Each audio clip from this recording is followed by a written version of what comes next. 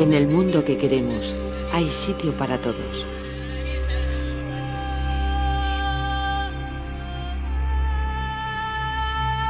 Medicus Mundi lleva 50 años luchando por el derecho a la salud. En sus 50 años de historia, Medicus Mundi ha estado presente en 60 países del sur, con más de 1000 proyectos en cooperación sanitaria.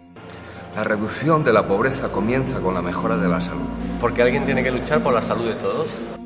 Medicus Mundi ha desarrollado cerca de un centenar de programas de formación de personal sanitario, tanto en el norte como en el sur.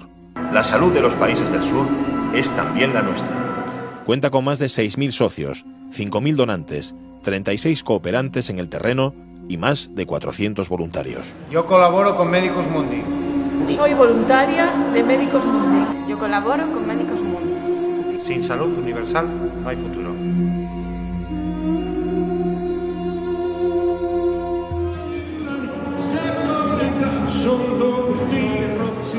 La salud para todos tiene que ser una realidad.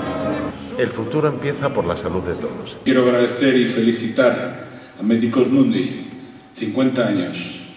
Es medio siglo de vida de una organización que trabaja por hacer que todos seamos un poco mejores, que nos podamos sentir humanos. Tenemos que proteger el derecho a la salud.